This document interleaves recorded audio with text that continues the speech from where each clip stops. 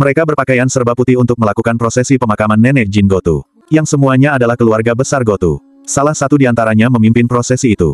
Ia berbadan besar dan tinggi dibanding yang lainnya, tangannya juga besar dan berbeda, tidak diketahui siapa dia karena semuanya memakai penutup kepala.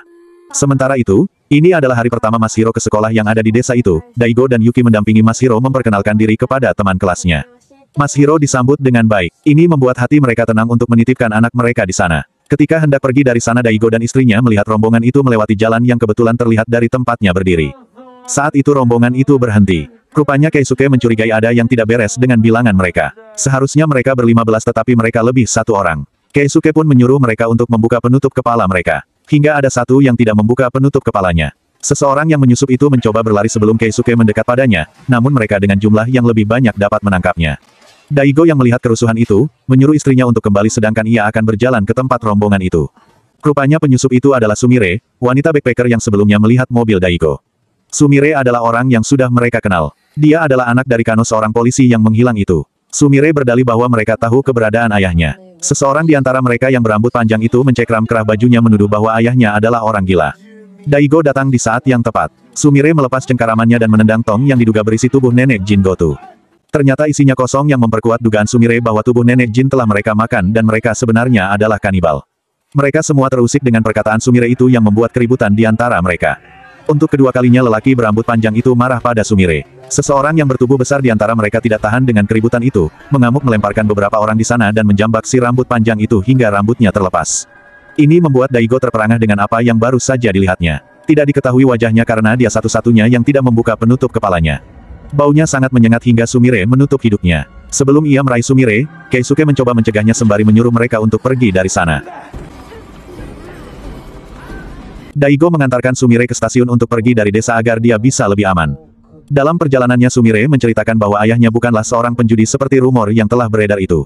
Di saat-saat terakhir ayahnya menghilang, ada sikap yang berbeda dari ayahnya. Itu saat ayahnya akan pergi ke rumah keluarga Gotu. Sumire yakin ini ada kaitannya dengan keluarga Gotu. Sumire tak menceritakan apa yang diketahuinya itu kepada polisi karena pasti akan dianggap gila sama seperti ayahnya. Dalam perjalanannya mereka berpapasan dengan dua anggota keluarga Gotu yang mengendarai mobil pengangkut potongan kayu. Ini menjadi hal yang harus diwaspadai oleh mereka keluarga Gotu. Sementara itu Daigo telah berkendara sampai pada stasiun tujuannya. Sebelum turun Sumire mengatakan bahwa semuanya berawal dari keluarga Gotu dan pasti ada sesuatu di rumah mereka. Jika benar ayahnya telah dikurung oleh mereka, maka Daigo mungkin bisa untuk membebaskannya. Namun, Sumire malah memperingatkan Daigo untuk berhati-hati dalam menyelidiki mereka. Setelah mendengar semua yang diceritakan oleh Sumire, Daigo mempersiapkan mentalnya untuk pergi ke rumah keluarga Gotu. Jalanan itu dilarang untuk dilewati, tetapi itu tidak akan menghentikan Daigo untuk melewatinya. Setelah separuh perjalanan di kawasan itu, sebuah pohon ditumbangkan untuk menghalangi mobilnya.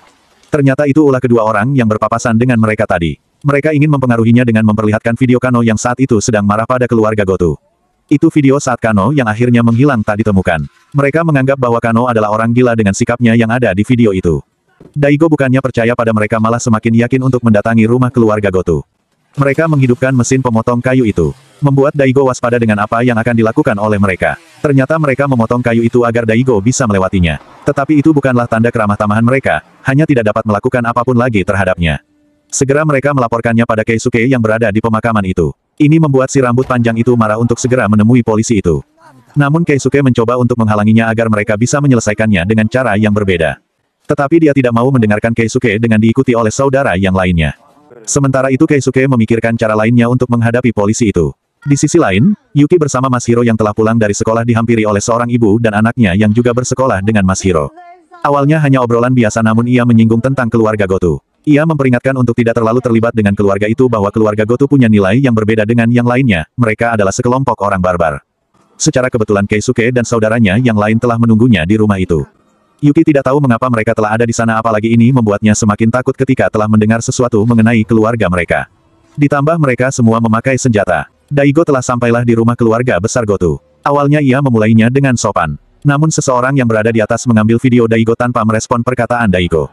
Ini membuatnya berteriak dengan nada tinggi. 4 orang saudara Gotu yang akan menghampiri Daigo telah datang. Mereka tidak terima Daigo telah menuduh keluarga Gotu terhadap hilangnya Kano. Mereka mengancamnya menggunakan senapan. Namun Daigo dapat membalikkan keadaan dengan mengambil alih senapannya. Si rambut panjang itu malah menantangnya untuk membunuhnya. Sengaja untuk membuat Daigo mengingat alasan dia dipindahkan di desa itu. Daigo tidak termakan oleh hasutan mereka, melawan mereka berempat. Sementara keluarga Gotu lainnya mengintip tanpa keluar rumah. Daigo adalah polisi yang tangguh mampu melumpuhkan keempatnya. Daigo memukul mereka berkali-kali sampai berdarah-darah. Satu persatu Daigo masukkan mereka ke mobil untuk dibawa ke kantor polisi.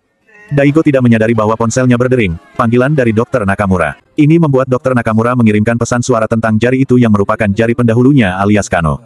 Ketika akan memasukkan yang satunya, beberapa keluarga Goto yang sudah tua itu keluar untuk memohon pada Daigo bahwa masalah keluarga Goto hanya akan diselesaikan oleh pria itu. Daigo tidak mengerti siapa pria yang dimaksud. Kemudian nenek tua itu menunjuk ke belakangnya. Sesosok yang berbadan besar dengan muka yang menyeramkan langsung memukul kening Daigo hingga ia pingsan. Kano diseret oleh pria menyeramkan itu hingga ponselnya tertinggal. Bersambung di episode 3.